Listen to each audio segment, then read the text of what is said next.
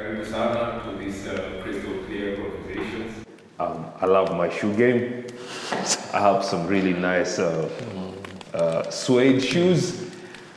Has nothing to do with anything. Lucas, you've been talking about Wanja. Sips drink.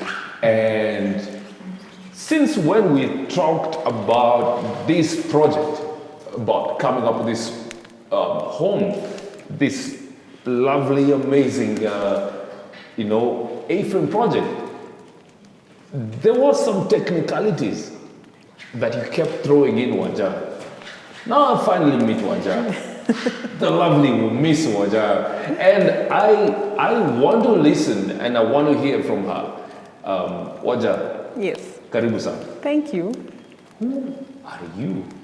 Who am I? That is such a broad question. Yeah. Who are you? Tell us. In this context, I am Lucas's baby sister. My baby sister, yes, I am his baby sister.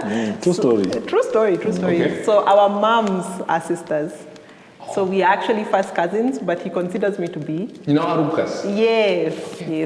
So Mama Lucas and Mama Waja are sisters. So that's how I know this guy.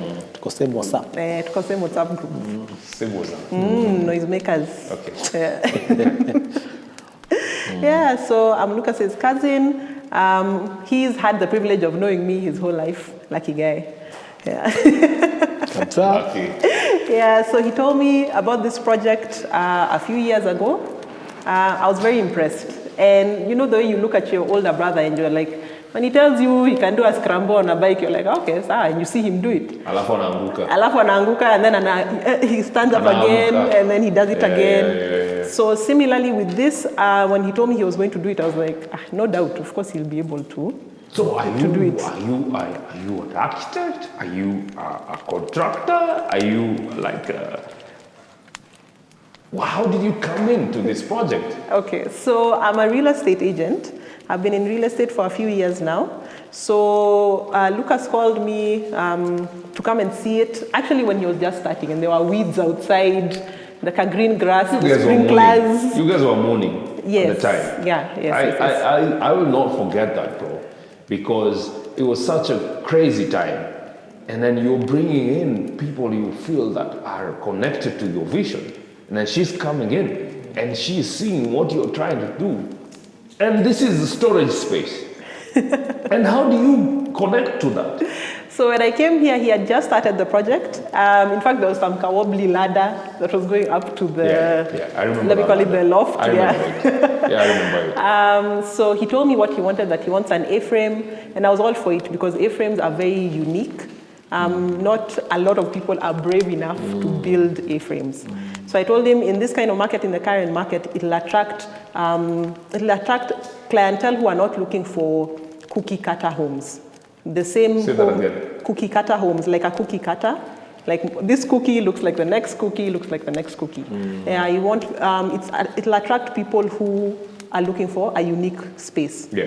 So even today, when we were talking about the house, he told me that this, because it's semi-detached, so this house and the one right next door won't look exactly the same. So each will have, its own unique touch. Yeah. So that's how I've come into the project, telling him, in the market, this is what people are looking for. This is what people don't want. Like burglar proofing. You want to tell me this is not just Lucas's wild ideas about what he wants for himself. He actually thought about the market. Well, yes. Well, there's a lot of Lucas in this house. Yeah, I see it everywhere. There's a lot of Lucas. The floors. Have you seen the floors? I've seen the floors. Yeah. The Lamu plaster. That's fortunately dope. for you, the floors. Man, what do you think about the floors? They're amazing. The Lamu plaster. Beautiful, yes, right? Yes. So it's really gorgeous. It's unique. In fact, you imported people from the coast. Come and do this floor. Come here and stay and do this thing. Yeah. Yeah, so people are looking for that kind of thing because it gives you that warmth, right? It's not just the shiny tiles. Not that there's anything wrong with shiny tiles, but it attracts people who are looking for something unique. Yeah. I read something about I was looking at Swahili floors, and then I saw something that they were doing in Lamu. And you know who does the most of this traditional floors, like limestone-based floors? Very expensive. You know who does that? Foreigners. And then the people who actually contracted to do that are locals who understand how to do it. Yeah. And then the locals, when you ask them, have you done this for your home? Then they say, no, my wife would never have our home without tiles. Yeah. What's that about? So that is about a status symbol, I believe, because you look up to what you don't have. The grass is always greener. Yeah. So you look up to what you don't have. If you grew up in a house with Lamu plaster, then you don't want a house with Lamu plaster. You see, if, for example, like these walls are from Naivasha. I mean, the stones are from Naivasha. If you ask someone from Naivasha about these stones, they'll tell you, put plaster on it, paint it. We don't need these. Paint. Yeah, we don't need these yellow stones. Yeah. So similarly, you always want, you're always aspirational. Right. So similarly, if you have someone who's from the coast who doesn't want the Lamu plaster, it's not a surprise. So are you saying the beauty is because you're not used to it? Yes. The novelty of it. Is beauty just objective to an extent? Well, yes, it is. Right. Why is it that there are people doing tiles, like white glaring tiles in their offices and in their bedrooms, their homes, their kitchens? There are tiles on the walls in the bathroom is the same as the kitchen in the sitting room. What the hell is that? That is tastes and preferences. So people have different tastes and different preferences. So this house, if you prefer the rustic look, if you prefer, let me call it the nude stone that's just been varnished. Stone. Yeah, this is something that would appeal to you. But if because you've not done much to the stone apart from just clean it and just kind of have it retain its appeal. Exactly. So the beauty shines through. Right. Yeah. Wow, Waja. I mean, look, how is it that you and Lucas even got connected? That's just so lucky for Lucas. Man, how many things does Lucas have going for him? So you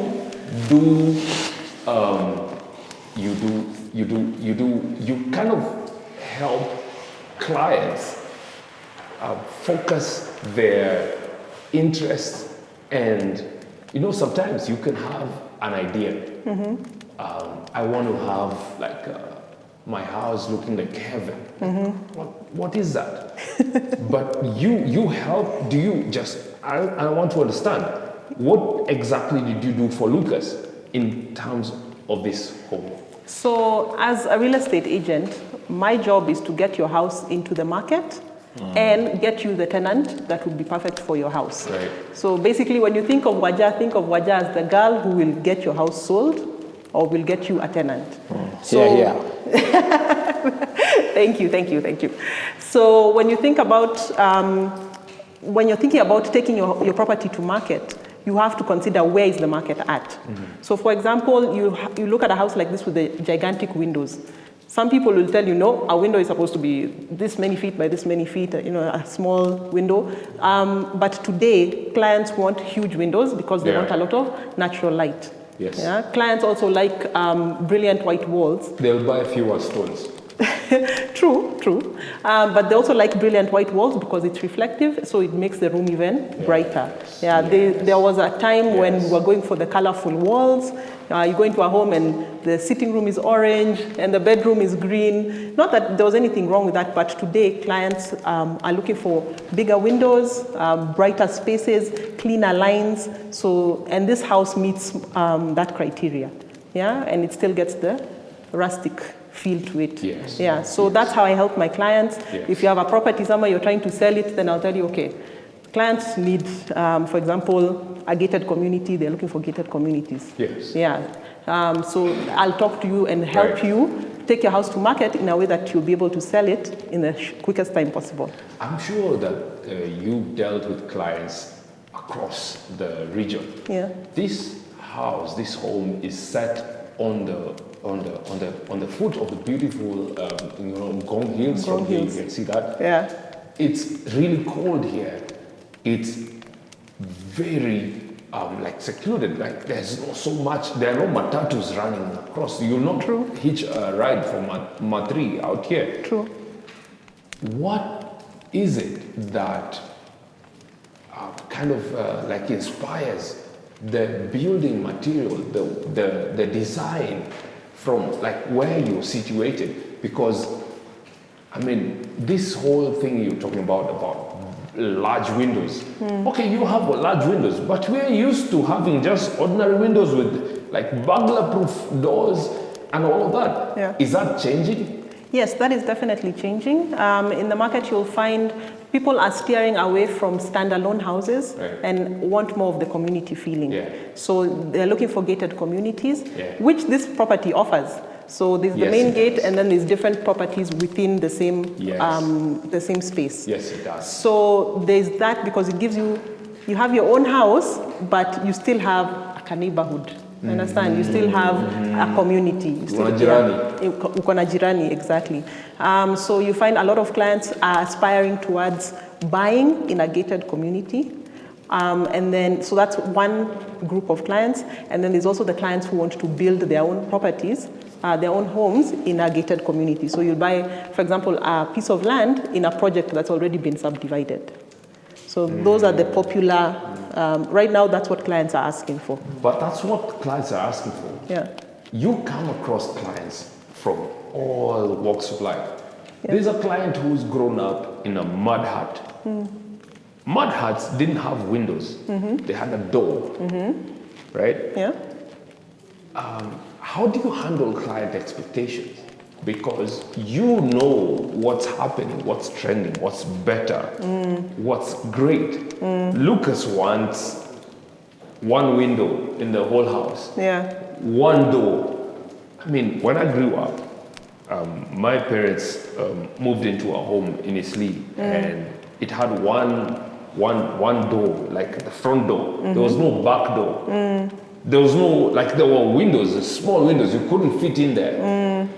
How do you handle client expectations? And then do you really choose your client? Do you choose your tenant? I wouldn't say I choose them. What I would say is a client will come and I'll ask them, usually the first thing I'll ask them is, what are your needs? Okay, so what are you looking for? So that will then inform me and I'll be able to point them in the right direction. So for example, like now you're talking about someone who was living in a house with in a mud hut, one door, one window, for example. Right. So they come and they tell me, this is what I'm looking for. And I'll tell them, in my portfolio, these are the properties that I've listed, these are the properties that are available for you. As a real estate agent, you know you have two clients. You have the tenant and you have the landlord, right? Landlord. Yes, so the tenant will come and tell you, usually this is the problem that we face as real estate agents. The client, the expectations are like this, and the budget is like this. And the landlord, the expectations for the tenant are like this, and the budget is like this. Exactly. So usually you have to find a middle ground. So that's where the client expectations come in.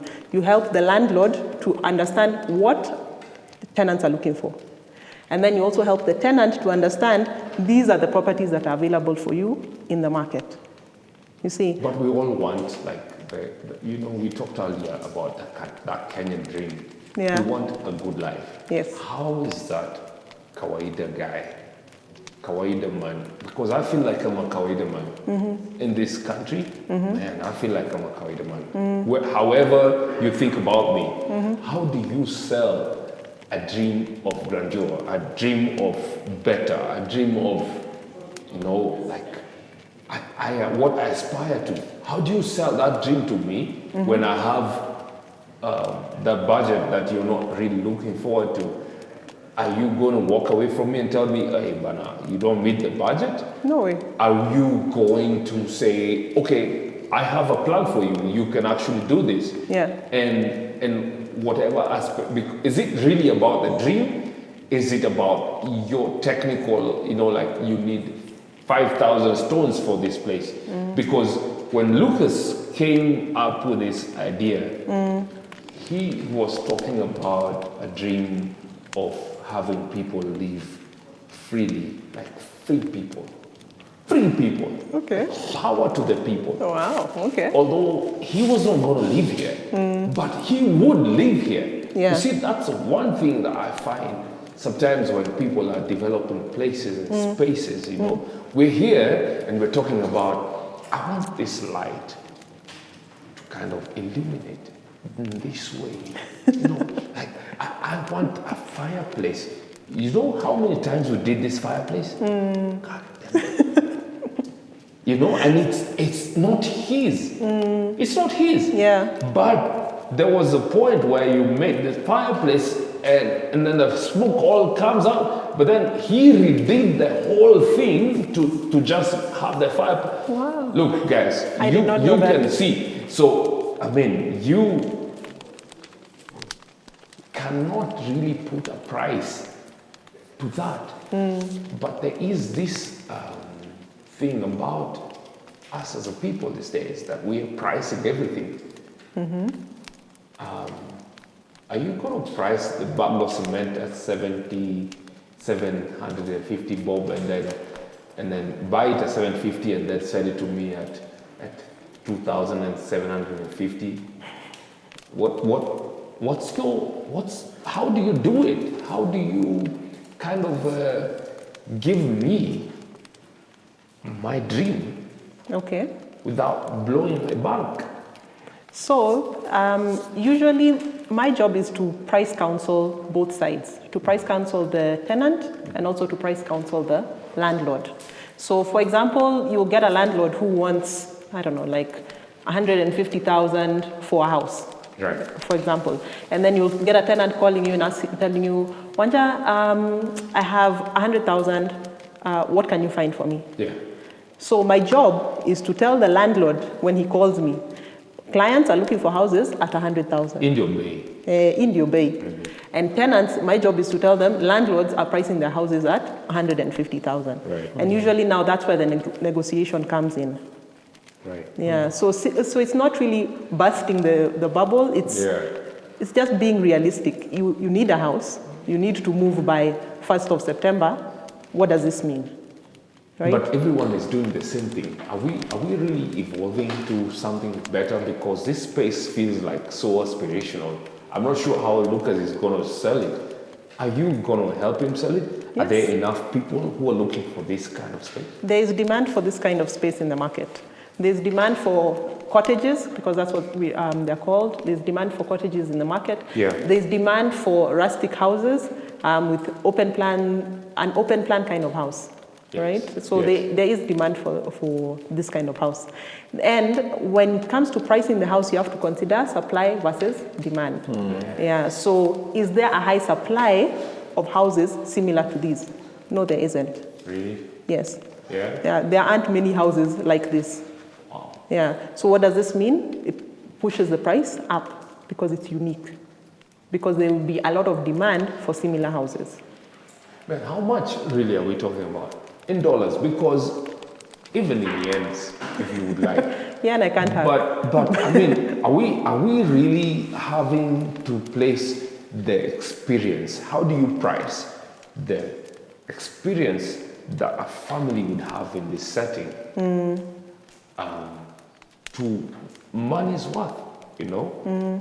And I mean, okay, is this space for rent or is it for sale? Okay, so this space is for rent. The rent is at $1,500 per month. Yeah, so 1 month, 30 days. yes, 30 days. Okay. Yeah, or 31. Canadian dollars? US dollars. US dollars. Yes, Okay. exactly. I just looked at Lucas. Not Zimbabwean dollars. Okay. Not Zimbabwean dollars. Okay. Yeah. Okay. Yeah. So Man. it's an amazing space. I really love it. I find it very unique. Yeah. Yes. And I'm really glad to have been part of the process. Right. Yeah. And you did say there are sprinklers in the garden. There are sprinklers in the garden that he loves. Sprinkler. But you know, sometimes the client and the developer have like sinking ideas, and you know, Yeah. one of the most beautiful moments is when the developer actually is thinking about the person who's going to be living in there as if it was himself. Yeah. I can tell you that when we were in this space, because we've been in this space for a long time, man, there is a lot of times that I just thought, oh man, I think we need to leave now. And the guy is just walking up and down this space like it is his own. Is it something that you experience a lot, or is there like just an influx of just, like you're doing a commercial space? Because you won't make much from 1 unit or 2 units, but probably the satisfaction that comes out of that is immense. Yeah. Is that what's your business model based on?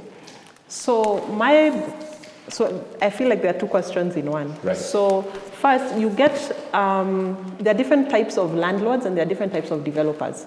Some landlords, it's purely a commercial venture. Tell me about it. Yeah, so they've got an investment, they've got a financing, and they'll develop maybe 300 units. Burwati. Yeah, or they'll subdivide into 200 plots, that kind of thing. Yes. And it's purely commercial. There's no Maximizing profit. There's maximizing profit, exactly, which isn't bad. I mean, business and money makes the world go round. Yes. So that's one model. And then you have other developers who have like a bespoke house, right? So this is more of a bespoke house. The same way you can go... Aspirational. Yes, exactly. The same way you can go to the supermarket, maybe not the supermarket, but the same way you can go to a clothes shop and buy a suit, or you can go to a tailor and have your suit tailor-made to suit you.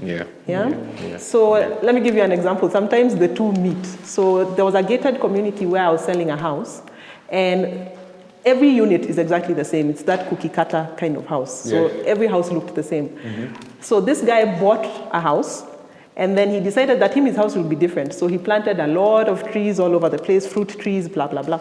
And it looked really green and, like a bit foresty, And now he wanted to sell it. Right. So every time I would bring a buyer, they'd say, no, it's too messy. I don't want it. So I brought him like 3 buyers, and they weren't having it. 4th buyer came, wasn't having it. So finally, I called him and I told him, now, I think we're going to have to cut down these trees and just make your house look like everyone else's house. But he wouldn't have it. He's like, no, we will find the right buyer for you. We'll find the right buyer for me. So I was like, okay, sawa, you're moving in faith. Sawa. So I continued marketing the house. And finally, there's a lady who came. So let me call her Jane for the sake of the story. Jane. Yeah, so Jane walks in and she starts, oh my God, there are guavas and there are avocados, and she starts picking. She goes to the car, she gets her bag and starts picking fruit. This house is so nice, blah, blah, blah. She made an offer immediately. Hello. She loved the house immediately. So you will get, you will put in a lot of blood, sweat, tears, into the house, and everyone will come telling you, no, I want this, you need to cut everything down, you need to make it this way. But in a house like this, you will find the right tenant for it. And I think that's what you want. You want someone who will appreciate it, someone who will take care of it. And by the time they are done with the house, they've even left it better off than when they moved in initially. Lucas, is that what you want? You want to rent this out? You want to sell it? Do you want it in your hands? It's not for sale. Hold on. Do you want the place to be in the hands solely, legally, contractually, in the hands of someone who can decide that, man, when I was a kid, my mom had this, we were like Slumdog Millionaires, kind of thousandaires or something like that. So my mom built these homes in the slums. So you get an allotment. In the slums, you don't get a title deed. You get an allotment. So this is not in the slums. This is in Umoja. So in Umoja, you still get an allotment because the county council doesn't allow you to get one. It's not like here in Karen. Sometimes, some years ago, you could only buy 5 acres, right? Yeah, true. So at this one place my mom had rented out, this one client came and was using firewood in the kitchen. Like they had dug up the kitchen. Like I had put my mom had put a nice floor and everything, and the client or the tenant dug up the floor and put up a firewood, and there was soot everywhere and all of that. You rent out a space like this. It's contractually under this person's kind of Care. possession and all that. Contractually, you're talking about what's an owner's rights, what's a renter's, someone who's leasing the space. What's their rights? What can they do? What can they not do with regard to their neighbor, with regard to their owner, with regard to like the environment, the neighborhood, and everything? What do you think will happen here if I'm putting up a fireplace here, and then I'm coming in and I'm thinking, oh man, why do I need that space? Yeah, how is that? How much does the developer have to do with it? Okay. Well, I can respond in two ways. Number one, the people who Anja will bring, Right. the ones who will like it enough to want to rent it, will like most of what they find. Yes. So there's hardly anything you're changing. Move the fireplace there. I didn't want it there. No. That already is a guy who hiyo sio nyumba yake. And secondly, you get into, to use your word, a contract. It's a binding lease. And one of those leases, and Wajak can correct me if I'm wrong, says you take stock as you're coming in. The day you are leaving, you leave as was. Yeah. So if you added something else here, because you want two chimneys facing each other, knock yourself out. But when you're leaving, you restore the house. And then, from a little experience in renting, is anything that is substantial, you also get permission from your landlord, isn't it? Yeah. I want to change this floor and put tiles. Okay. So there's some things which are, to some degree, require. I'm renting the house, I'll do it. Is it subjective? How subjective is it? If I'm staying, No, that's individual, Frank. I want to remove one wall that's separating two bedrooms and make it into a bigger bedroom. Am I going to have you to come and tell me what to do in there? Yeah, well, I have paid you for 6 months up front. Yeah, but you've not paid to build the house or to demolish it. You've paid just to live in it. Yeah. So generally, if you're making structural changes to the house, you just don't do it. You're not supposed to. If it's something more on the surface, Cosmetic, painting the walls, small things like that, that doesn't make a difference. So Adding long as another like fixture, adding like extending the kitchen, deciding to remove the wall, where does it stop? Is there a way? If it's structural, taking down a wall, Okay. you will change the structural integrity of the house. Okay. Yeah, so that you would of course have to get permission, and chances are the answer will be no. Right. If you're changing the wall color, Yes. if you want a pink living room, knock yourself out, because at the end of the day, when you're leaving, you can always paint it back. Yes. Yeah. So Waja, Yes. I find you very interesting. Thanks. So I do come I. in, I love your outfit, I love how your smile is, and I don't even know how you got into Lucas's project, but Waja, are there enough clients who can afford you? Yes, there are many clients who can afford me and Tell my me about services. it. But let me say, afford my services as a real estate agent. Yes.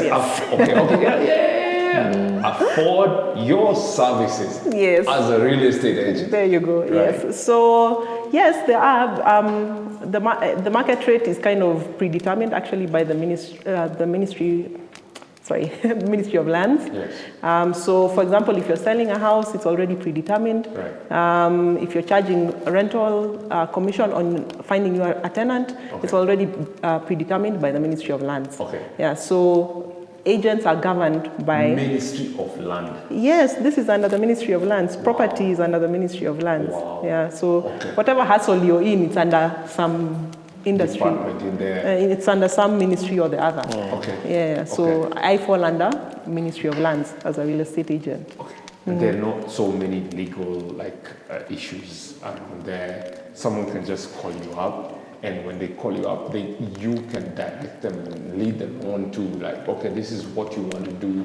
I want to buy this space. Can I build there? Exactly. Can I convert it from a commercial to a residential? Exactly. From a residential to a commercial. Yes. You know, you do that. Yes, exactly. So that's why I fall under the Ministry of Lands. Right. Yeah. Yeah. So for example, if someone is thinking, like now you're asking Lucas earlier, how did you manage to build this project? Like from concept now to a full Not because structure? I doubt Lucas's, ambitions or anything. Yes.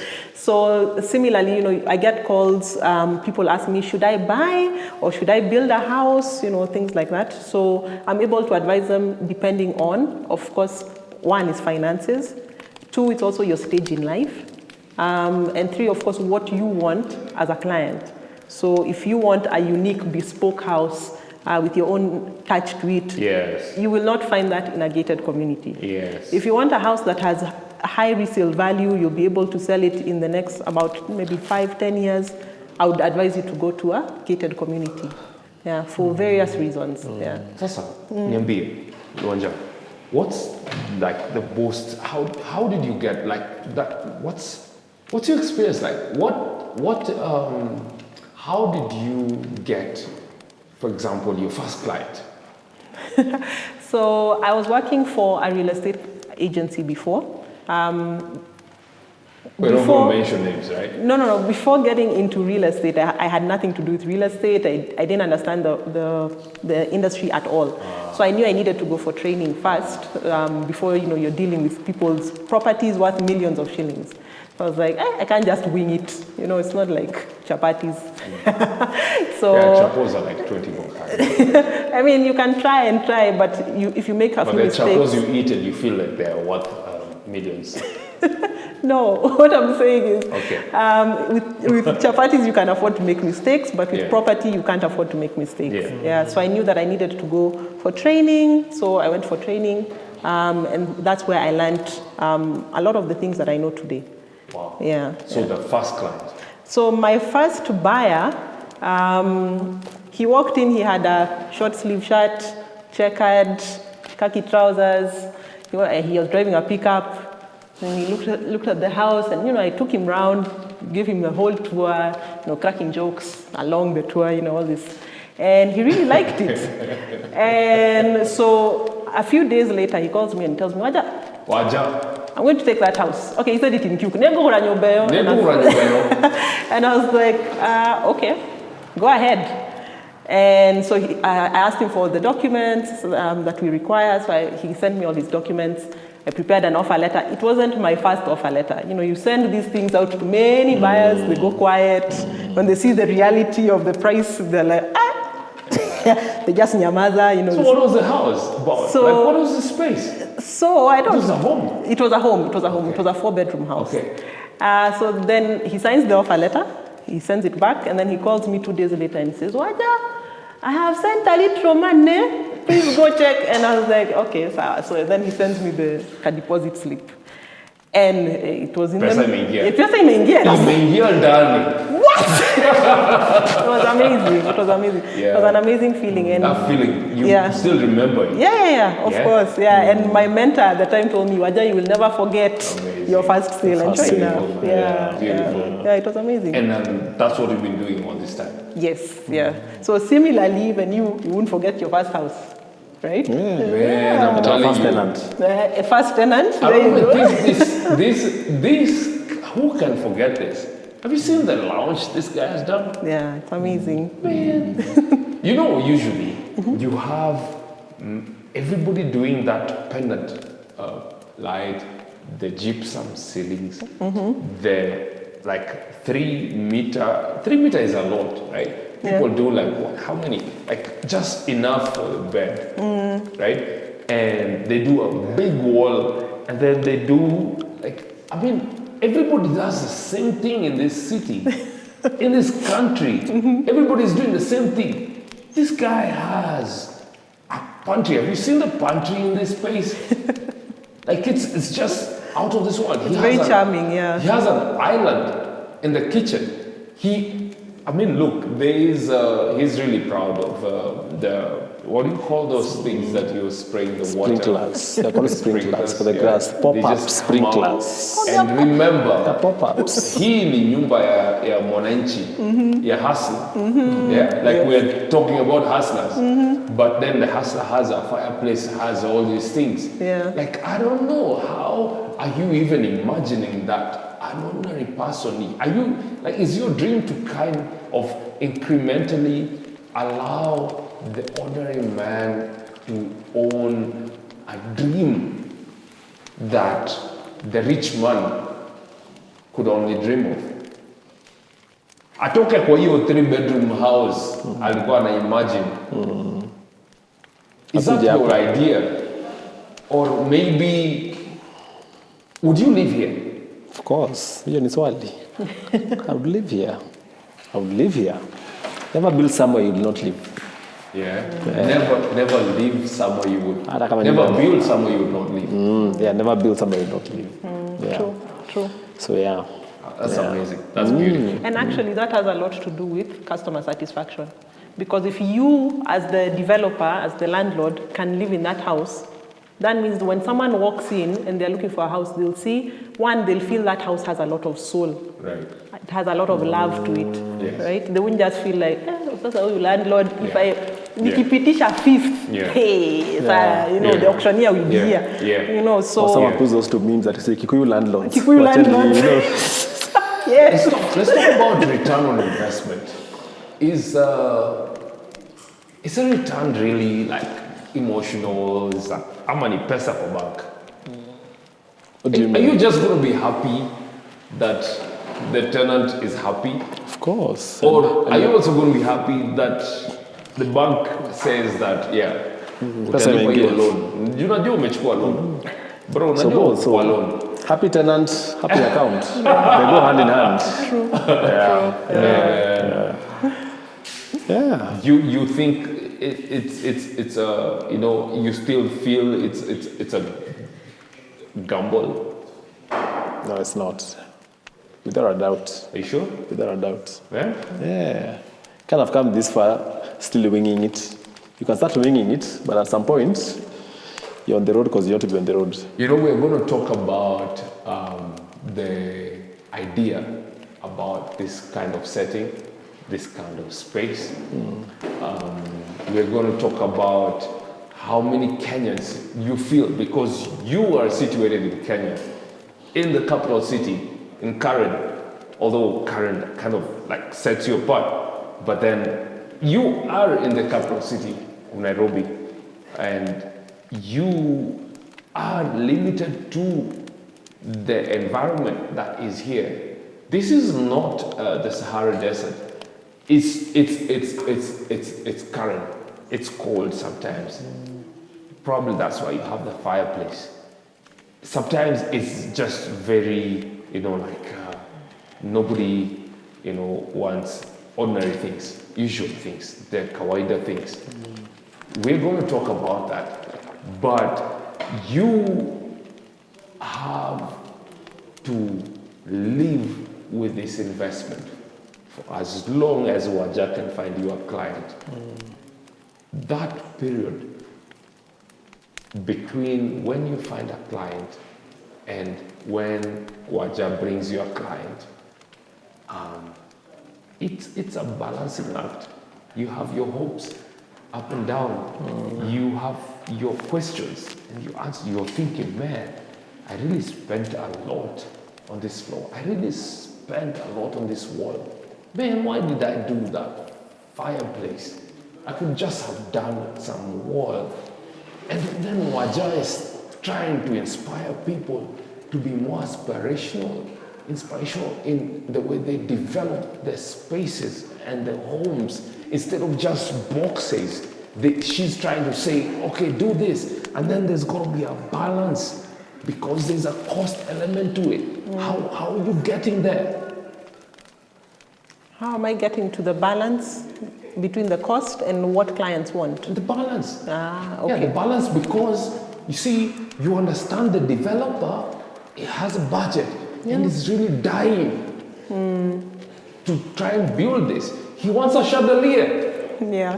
Man, he wants a chandelier instead of the pendant. You know the pendant? Yes. You know how much the pendant costs? Tell us. It's like 1,057 shillings. Okay. You know? Okay. A pendant, a proper chandelier would cost you thousands.